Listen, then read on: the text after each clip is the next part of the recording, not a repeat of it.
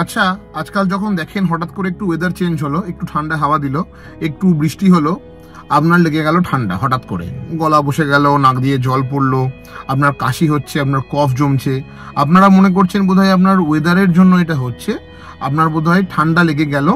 সে সকল ঠান্ডা লেগে যাওয়াটা অ্যাকচুয়ালি কি?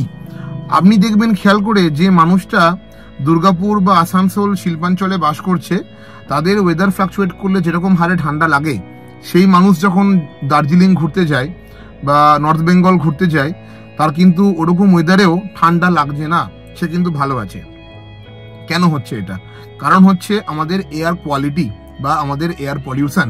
আমাদের যে পার্টিকুলেট ম্যাটার আমরা বলি, আমাদের যে এয়ারে যে পার্টিকুলেট ম্যাটারগুলো ভেসে বেড়ায়, যখনই অ্যাকচুয়ালি ওয়েদার চেঞ্জ হয়, ওইগুলো কনডেন্স হয়ে নিচে নামে এবং ওইগুলো কিন্তু আমাদের লাংসে গিয়ে ডিপোজিট হয়ে একটি ব্রঙ্কাইটিস লাইক টেন্ডেন্সি ডেভেলপ করে এবং সেখান থেকে আমাদের ঠান্ডা লাগা, যে সকল ঠান্ডা লাগা বা কফ ওঠা, ওই যে সিমটমসগুলো হয়, সেটা কিন্তু ওই জন্য হয়। তাই জন্য সবসময় কিন্তু ওয়েদারকে ব্লেম করবেন না, বরং ব্লেম করতে হয় আমাদের এনভায়রনমেন্টকে, যেগুলো আমাদের ঠান্ডা লাগা সকল যে কাশি কফের জন্য দায়ী। ধন্যবাদ।